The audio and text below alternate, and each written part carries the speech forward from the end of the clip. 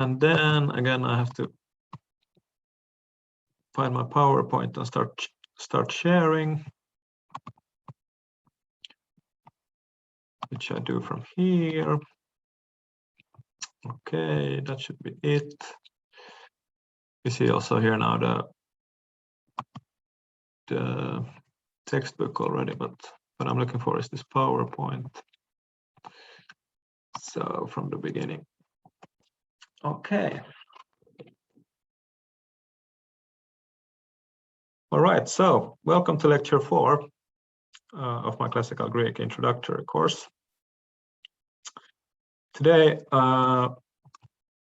we are going to start looking at adjectives, and particularly at the adjectives following the first and second declension, which are the two declensions we have learned so far. You find this on page 63 in the Cambridge Grammar of Classical Greek. After this, we are going to overview the inflection of so-called contracted nouns in the first declension. You find some information of these on page 43 in the Cambridge Grammar. We, however, are going to look at the full paradigm in the singular number for a pair of feminine nouns of this kind, and it will then be made clear what a contracted form is as well. Moreover, we are going to look at the next type of present indicative forms of thematic verbs, namely the present indicative medio-passive. You find the paradigm for these kinds of present tense verbs in the upper left-hand corner on the table on page 130 in the Cambridge Grammar. However, it's only the 6 first verb forms in the left column that are relevant for us at this stage. Further, today's lecture will contain information on the grammatical role of the agent in classical Greek. Finally, a short presentation of the meaning of enclitic and proclitic words will also be included in this lecture. You find more detailed information on both enclitic and proclitic words. For instance, on the proclitic definite articles we discussed in connection with lecture 2 on pages 289 to 292 in the Cambridge Grammar. However, the more concise information you are provided with on this lecture will suffice at the present moment. Fine. Let's begin then with the first topic of the day, which is first and second declension adjectives. You may know that adjectives are a class of words expressing a quality or a state, and that they are usually used in a clause or a sentence in order to qualify a noun, in which case the syntactical function of the adjective is that of an attribute. In English, we may take as an example of an adjective describing a quality the word beautiful, whereas the word bad would be an example of an adjective describing a state. These adjectives may be used in phrases to qualify nouns, for instance, as follows: a beautiful house in the singular, and beautiful houses in the plural. On the other hand, we can speak of a bad teacher in the singular or of bad teachers in the plural. Adjectives, just like nouns, can also be used as complements, as in Otto is bad. Now, in Indo-European languages in general, adjectives, just like definite articles, connect to nouns formally, so that they take the same gender, number, and case as the words they connect to. In modern English, which, like classical Greek, is also an Indo-European language, this connection is of course more difficult to discern, since here words are not actually gendered, and moreover adjectives like the definite article the are not really inflected at all, except for in the so-called comparative and superlative forms, which we will not be dealing with today, however. In classical Greek, on the other hand, nouns change their shape, particularly with regard to their endings, quite drastically, depending on which gender, number, or case they stand in. And the same rule applies to adjectives too. Okay, on the screen, we now see how two Greek adjectives can change their shape in accordance with a change of gender in the nouns they connect to, even though their number and case remain fixed. Here the fixed number is the singular, and the case that remains the same is the nominative. So first we have an adjective which translates as rich. That is the adjective which actually functions as an attribute for all those people who have received a PhD in classical Greek. In the nominative singular, this is plusios in the masculine, plusia in the feminine, and plusion in the neuter. Then we have another example with an adjective that translates as good. This is agathos in the masculine, agathe in the feminine, and agathon in the neuter. Now, with regard to the declensions these adjectives are inflected in, they actually represent a mixed case. This means that the feminine variants of these adjectives are inflected according to the first declension, and particularly the first declension as pertaining to female nouns of either group 1 or 2, which we looked at in connection with lecture 3, while the masculine adjectives are inflected in accordance with the second declension. That is in accordance with the second declension for either masculine or neuter nouns, both of which we have looked at in connection with lecture 2. These kinds of adjectives, often called adjectives with 3 separate endings, also represent the most common type of adjectives in classical Greek. You can find a paradigm for their inflection with other adjectives as examples on page 63, section 5.1 in the Cambridge Grammar. But in what follows, we will look at the inflection according to case and number of the adjective plusios, plusia, plusion in all 3 genders separately. And in connection with this overview, it should be noted that we will again leave out the rare dual forms. You will also see that I have placed a noun form either in the first or second declension, which by now should be familiar to you, in clauses alongside the adjective to show their similar inflections. However, I will not be reading the nouns out loud here, just the adjective. So here we have first the masculine form of the adjective, which is inflected in the same way as masculine second declension nouns.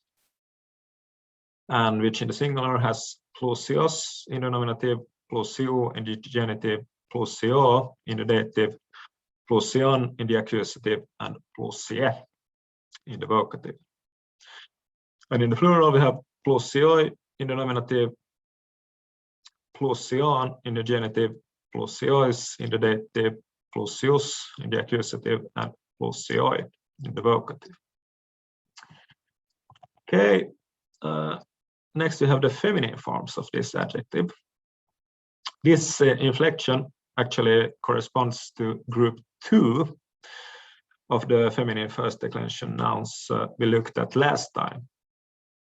And as we may remember, feminine nouns in this category ended in a long alpha. And this alpha was preceded either by a iota, a rho, or an epsilon. And it's also worth remembering that the singular forms of adjectives and nouns of this kind always have a long alpha in the last syllable. Although again, I haven't marked the length of the letter in the paradigm because you won't encounter such marks in the text you read either. But here we have in the singular, plusia in the nominative, plusias in the genitive, plusia in the dative, plusian in the accusative, and plusia in the vocative. And in the plural, we have plusiae in the nominative, plusion in the genitive, plusiais in the dative, plusias in the accusative, and plusiae in the vocative. Okay, let's move on to the neuter forms of this adjective. These are, as I said, inflected in the same way as neuter forms of the second declension. So in the singular, we have here plusion in the nominative, plusiu in the genitive, plusio in the dative, plusion in the accusative, and plusion in the vocative. And in the plural, we have plusia in the nominative, plusion in the genitive, plusiois in the dative, plusia in the accusative, and plusia in the vocative. So here we may again witness this universal, or at least common Indo-European rule, which I mentioned in lecture 2, and which states that words in neuter are always formally identical. That is, they have the same form in the nominative and the accusative case, as well as in the vocative. The historical explanation why this is so could be that very early on in the history of man, it was usually only inanimate, that is, lifeless objects that were referred to with terms in the neuter gender. And that therefore there was usually no need to distinguish between the subject and the object when the term used was neuter, or to address them for that matter. Indeed, as you remember, the nominative is the usual case of the subject in a sentence, the accusative of the object, while the vocative is only used when someone is spoken to or called on. So this explanation actually makes sense.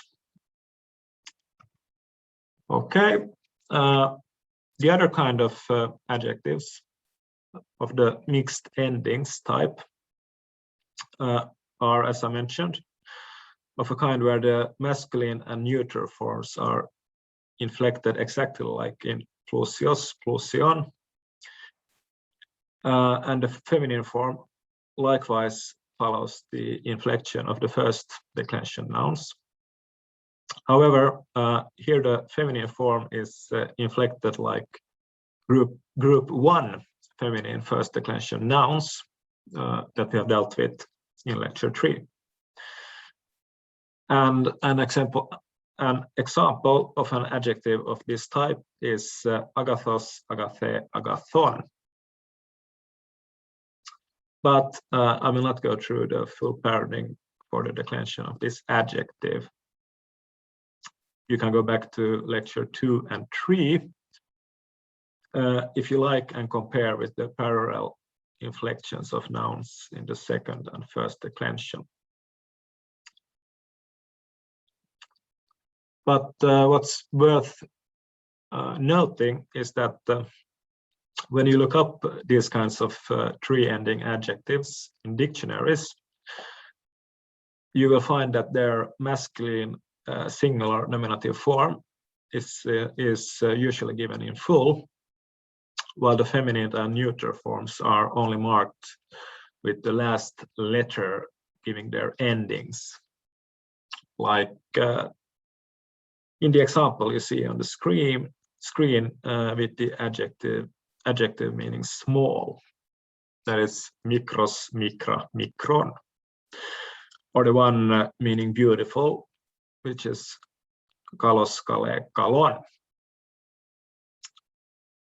And one more thing concerning adjectives before we will move on to the next topic. Based on the paradigms I just presented, you may now believe that classical Greek adjectives always take the exact same endings as the nouns they connect to. This, however, is not the case, since, for instance, a possible noun-adjective combination is agathe oikea, a good house, where both the adjective and the noun stand in the feminine nominative singular, but where the endings still are different. Moreover, there are also other types of adjectives than tree-ending ones. And when these combine with certain nouns, for instance, with nouns in the third declension, the endings can look very different indeed. But this is a topic for later lectures. Fine. Let's now turn to the contracted feminine nouns in the first declension. Contracted means simply drawn together, and in a context of classical Greek grammar, contraction usually refers to words in which two or more vowels have been drawn together to produce an alteration of sounds in the vowels. This alteration may then also show in the way the contracted word is written. In connection with feminine nouns in the first declension, it's typically an epsilon, which is contracted with a long alpha to produce a long alpha or an eta. Or it can be an epsilon combined with the short alpha to produce a long alpha or an eta. Or it can also be a short alpha that contracts with a long alpha to produce a long alpha. But whether the result of the contraction is an alpha or an eta, in cases where an epsilon and an alpha are drawn together, again depends on the preceding letter. So in cases where the contracted vowels are preceded by an epsilon, an iota, or a rho, the result of the contraction is a long a sound. Whereas after any other letter, the result is a long e sound in this case. That means an eta. But you don't really have to know how these contracted nouns have emerged. I'm only giving this background for those who really take an interest in these details. But what is good to know is how contracted nouns can be recognized in texts. And the strongest sign of a noun having been contracted is the presence of an accent in form of a circumflex over the ending of the word. Feminine contracted nouns in the first declension take circumflexes over the endings in all forms, but otherwise follow the same inflection as other feminine nouns in the first declension, as can be seen in the following paradigms. So here the example nouns are of a kind that usually appear in the singular only, and thus we will also only look at their singular forms. Athena, which is the contracted form of the name for the goddess Athene, and Ge, which means earth.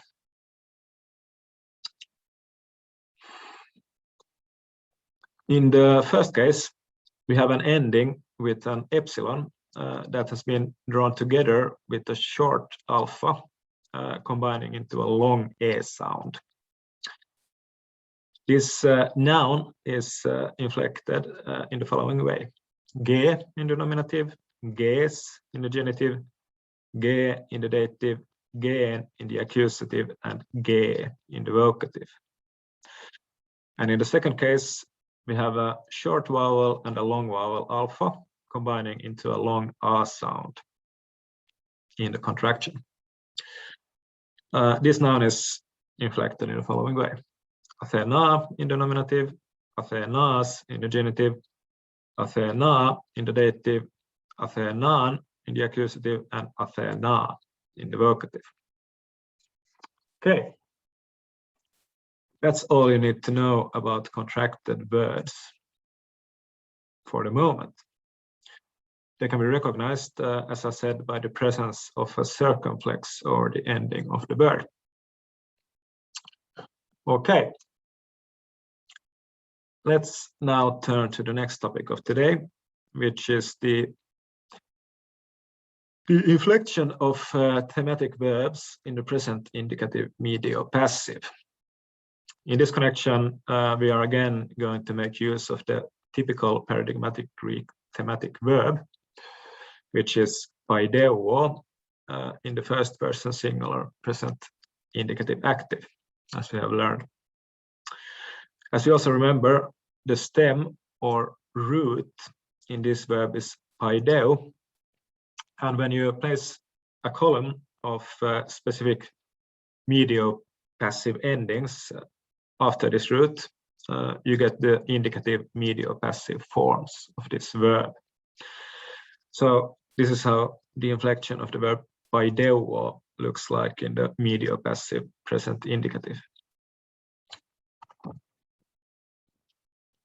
So here we have paideuomai in the first person singular, paideue with the iota subscript, or paideue in the second person singular, paideuetai in the third person singular, paideuontha in the first person plural, paideueste in the second person plural, and paideuontai in the third person plural. Just like in the present active indicative forms of this verb, you may note the presence of the so-called thematic vowels falling between the ending and the stem in these paradigms. That is an epsilon or an omicron, which I have marked with hyphens. And yes, this is definitely one of these paradigms which is good to learn by heart. Okay, having looked at that paradigm, we can ask the question, what the meaning or function of this present indicative medium passive is.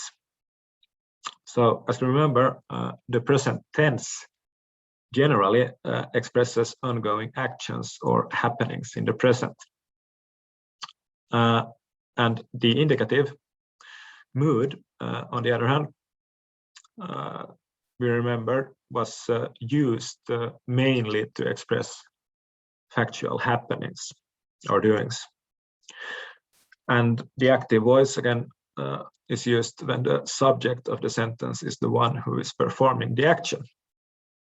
So thus, paideuo in the active indicative present means I educate. That is, I'm a subject performing an action consisting of education in the present moment. And this is something that I factually do. But how about the medium-passive voice? So here we actually have to separate medial forms from passive forms when it comes to the meaning of the verb, although they do look the same formally, or they do look the same formally in the present tense. So in other words, in the context of a full sentence or clause, a medio-passive verb in the present is always either medial or passive, but never both at the same time. Although in the present tense, its forms is the same in both the medium and the passive. So some examples should clarify this. We can begin by looking at the difference between the active and the passive voice in modern English. If I say, I kill, I speak in the active voice, whereas I am killed would have the same first person present tense indicative verb at its base, to kill, but in a passive form and with a passive meaning. So in the same way, paideo, I educate, can, when turned into its medio-passive counterpart, paideomai, mean I am educated. That is, it can have a passive meaning. And if we want to create a short sentence containing, on the one hand, the active form of the verb, on the other hand, the passive, we can say, for instance, paideo ten parthenon, which means I educate the maiden. So here, paideo functions as a subject and a predicate, and ten parthenon is the accusative object in this case. But we can also express the passive opposite of this sentence, which would be paideomai hypotes partheno, I am educated by the maiden. So in this case, we find again the subject and predicate of the sentence in paideomai, but in this case, we also have a so-called agent, or an agent-oriented adverbial, to use a more technical expression, which is represented by the phrase hypotes partheno, by the maiden. So in other words, the prepositional phrase by the maiden used in English to express agency can be represented in Greek by a prepositional phrase to, namely one containing the preposition hypo followed by a genitive, which in this case is the genitive tes partheno, which is the genitive singular form of he parthenos. However, in classical Greek, a preposition followed by an agent is not mandatory to express agency. Another possible way of expressing the same meaning as in the phrase paideomai hypotes partheno would be to use a dative agent. So in this case, we could say paideomai te partheno, paideomai te partheno, which could mean I am educated by the maiden as well. It should be noted, however, that in classical Greek, the dative agent is usually used not so much in the present tense as in the perfect and pluperfect. But these tenses we will look at later on during the course. Moreover, often the agency, that is the entity controlling the action, is not even expressed in Greek sentences containing passive verbs. And this is, of course, the case in English as well. And we will look at and then counterexamples of this use of the passive in our textbook. One further abstract grammatical feature, which may be noted at this juncture, is that verbs in the passive are typically intransitive. This means that they cannot take an object, whereas verbs in the active or medium voice can be either intransitive or transitive. That is, they can either take an object or not take an object. Okay, as we now have learned about the difference between the active and the passive voice, how about the medium or the middle voice? As I said, the medial forms are actually identical to the passive forms with regard to how they are written, at least as far as the present tense goes. Thus, our example word medio-passive can, as it stands in the present tense, be either passive or medial. So it's the context and the syntactical features of the sentence which determine if it is passive or medial. If it's medial, it's often transitive and can take an object, which is, of course, contrary to verbs in the passive. So consequently, if we see a sentence stating medio-passive then parthenon, I educate the maiden, we can safely assume that medio-passive is here medial and not passive, and thus means I educate and not I am educated, since the verb here takes an object, then parthenon, the maiden.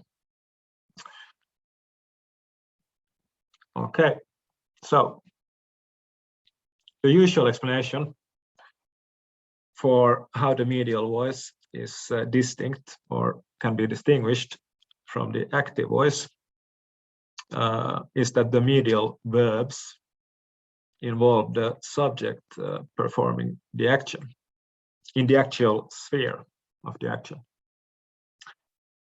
more strongly than what is the case with verbs in the passive.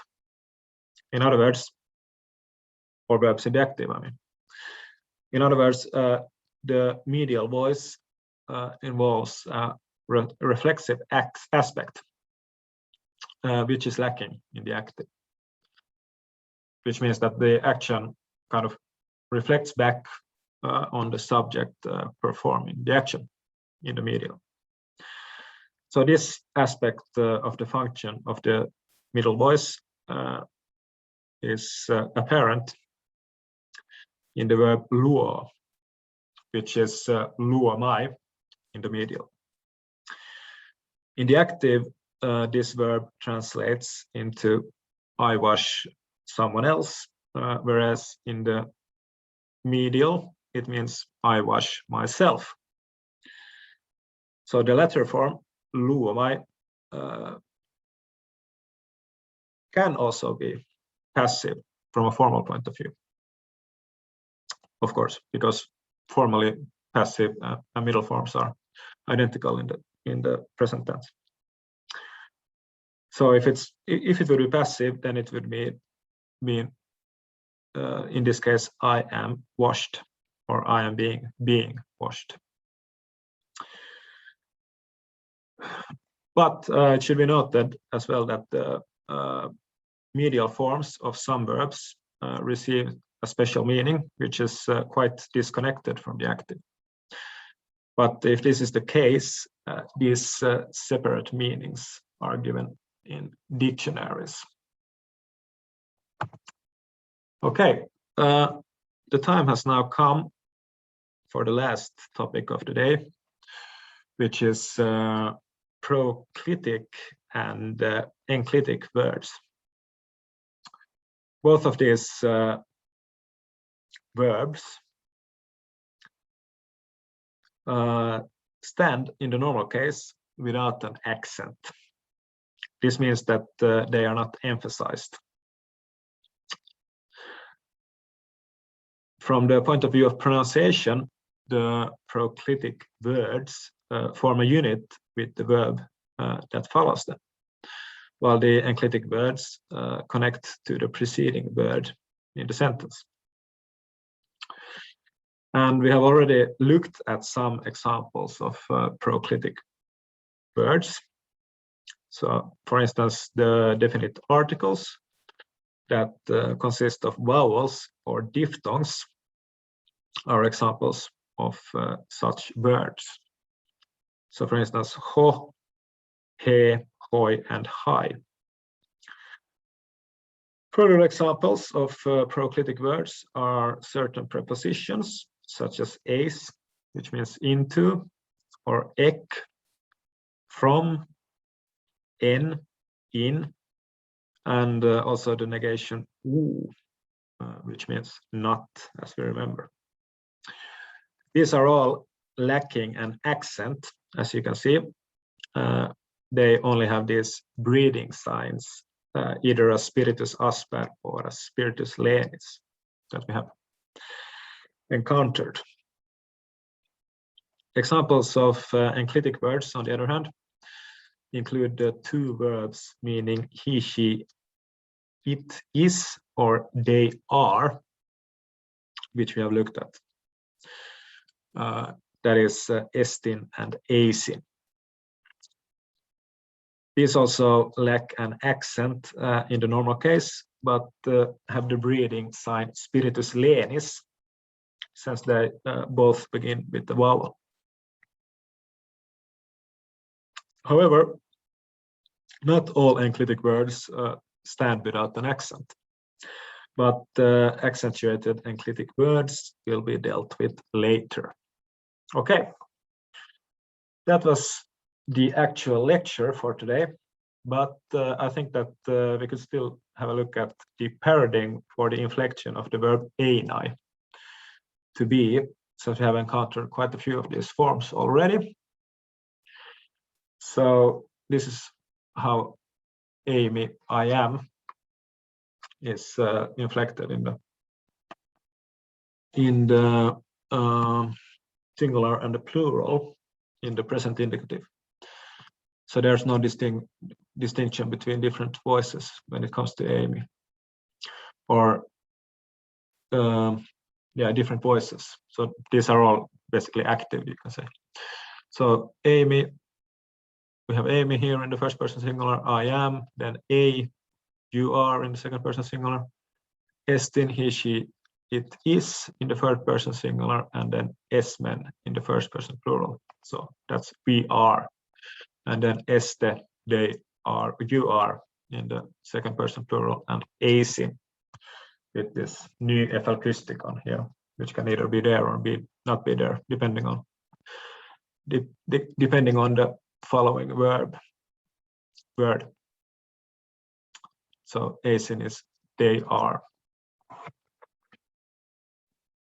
Okay, that was the lecture, and then we can move on to the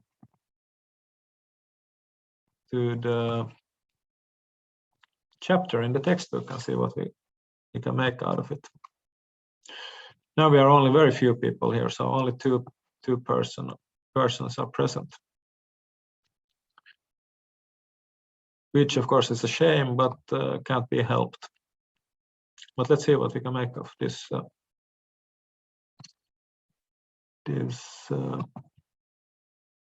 text. Does anyone want to translate today? How about Helen? Have you had time to look at this second chapter in the textbook? Are you even there? I'm still struggling to get the concept of the language. I see, yeah. Translation. So I'm still having to get very familiar with my alphabet, yeah, and with the structure of the words. I totally understand. Yeah, it takes time. It takes time. Okay, so I'm sorry about that, but I'm still getting there. I understand.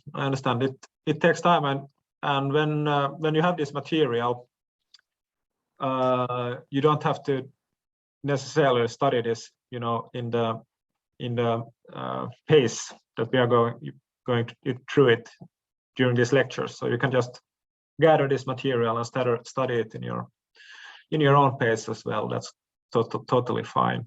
So I understand that this can be a lot to take in, and especially if you have a lot of other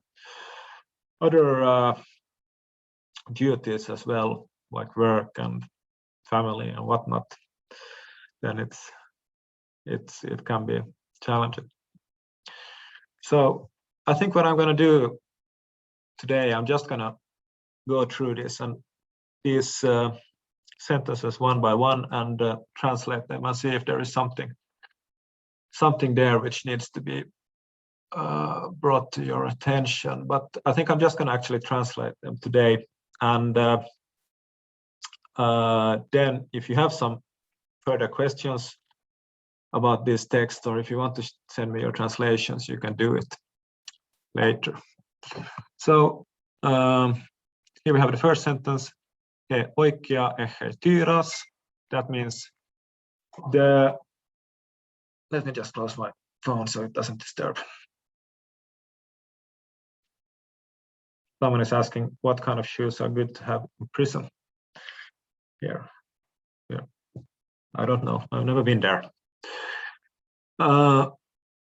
So he oikea he tyras. The house has doors. Ente agora he ecclesia estin. So this is literally in the marketplace, or in the agora, the ecclesia, which means assembly in classical Greek, is.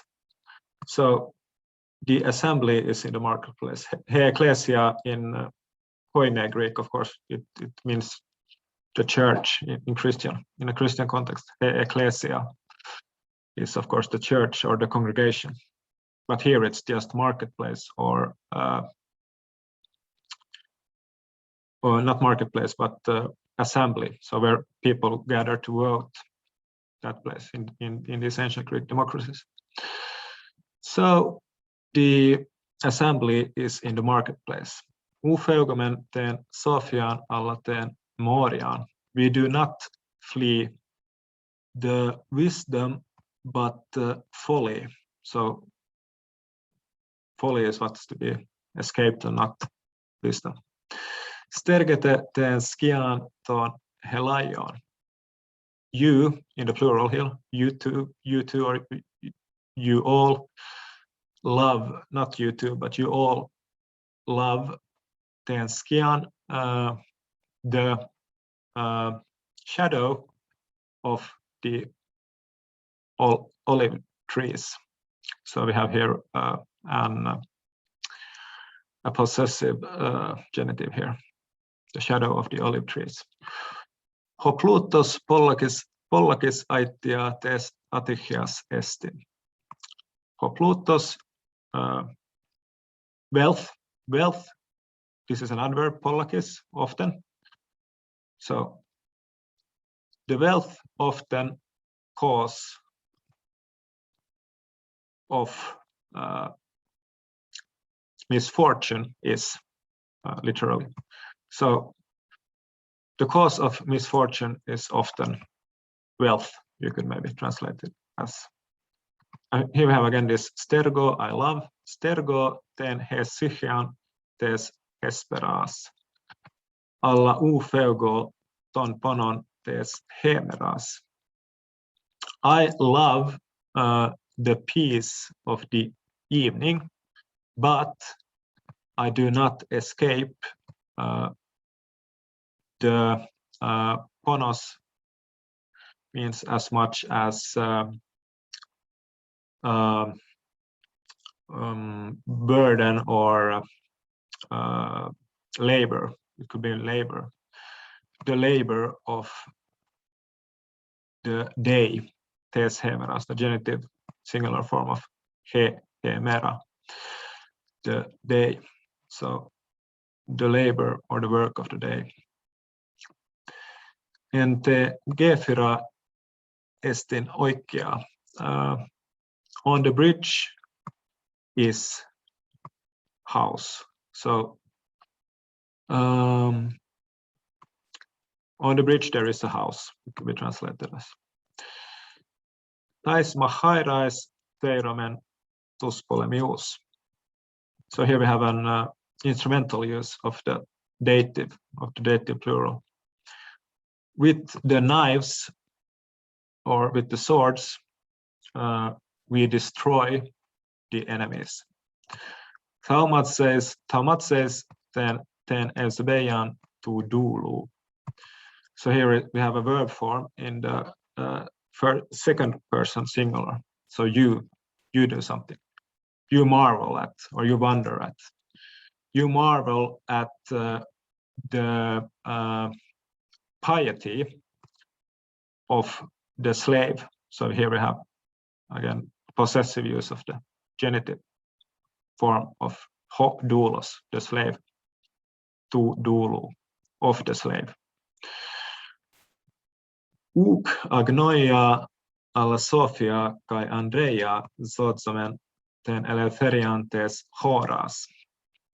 So agnoia means ignorance. So here we have again this instrumental use of the dative.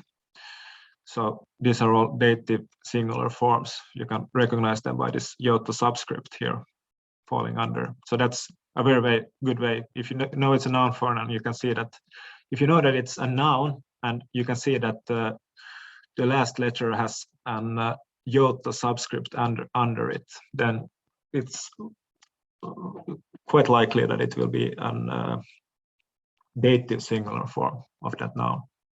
So uk agnoia, not with ignorance, but alla means but with wisdom, and Andrea bravery. Sotsomen, first person plural form of sotso. We save the freedom of the land. So genitive singular form of he hora, the land. So not with ignorance, but with wisdom and bravery. So not with ignorance, but with wisdom and bravery, we save the freedom of the land. Thaumatsomen tas melittas. We marvel at the bees, as simple as that. This is an feminine plural accusative form of he melitta, which means bee, the small insect that makes, or maybe it's not even an insect, but the small insect-like thing that makes the sound. Feugo tas petras tes thalattes. I flee or I escape the stones of the sea. So tes thalattes, genitive similar form of he thalatta, thalatte. He thalatta or thalatte, depending on which dialectical variant we had. So if you remember, I had in the last lecture, I explained that long e sounds are in most dialects except this Attic Ionic dialect. They are represented by, or they have long a sounds instead. So talatta in Western Greek dialects and talathe in Ionic Greek, for instance. Eastern Greek. He Andrea parehe doxan kai soterian te stratia. So here we have again this bravery, but here it's in the nominative singular. So bravery gives or provides or brings, maybe brings, doxa can mean a lot of different things. Doxa can be can mean report. It can also mean glory, but it can also mean rumor, and it can also mean belief. So it has all these different meanings. But here maybe it means something like glory. So bravery, or the bravery, brings glory. Kai means and, if you remember, conjunction, and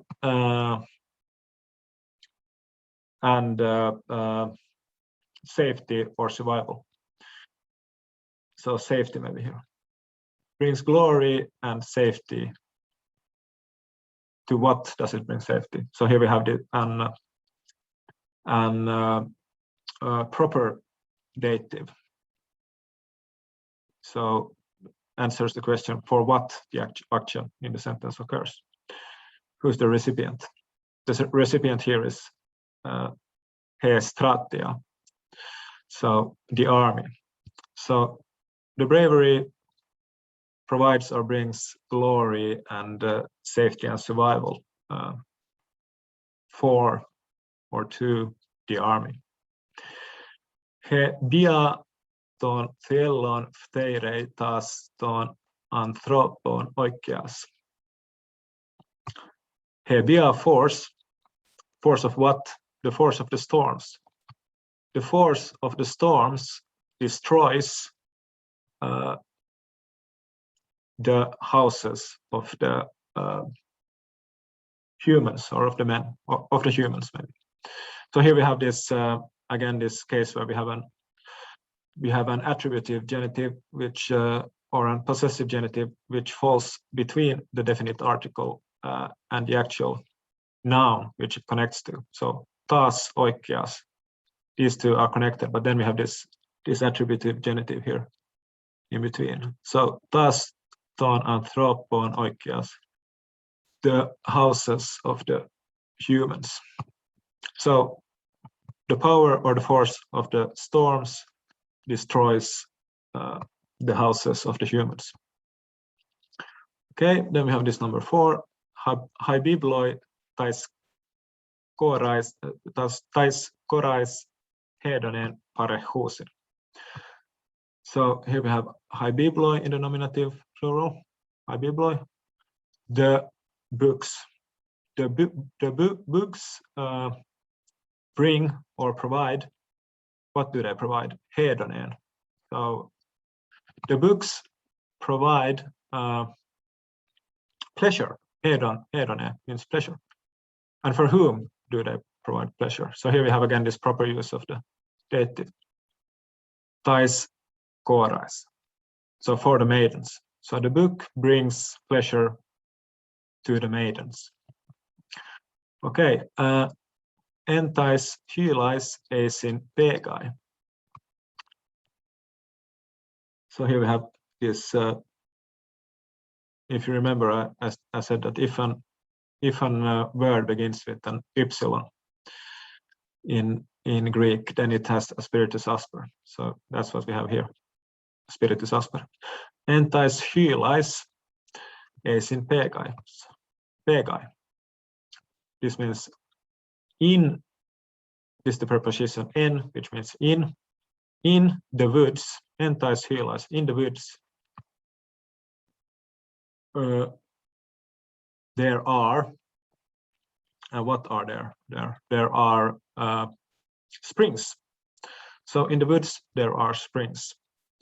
Stergomenten ei renen, feugomenten machen. We, first person plural form, we love the peace, and we escape the battle, den machen.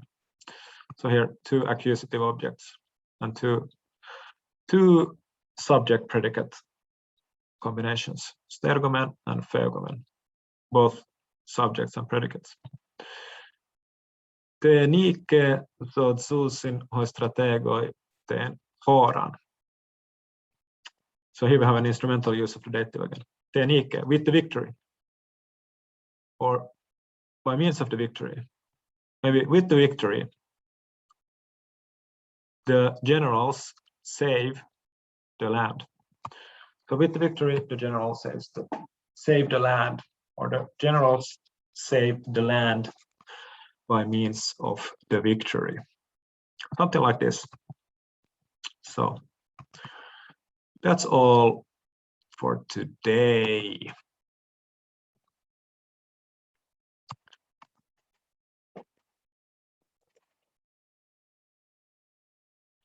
So again, as I said, if you have any questions or something in between, please send me.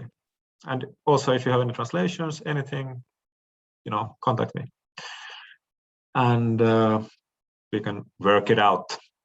Otherwise, I wish you a pleasant evening. Thank you very much. Thank you. Thank you.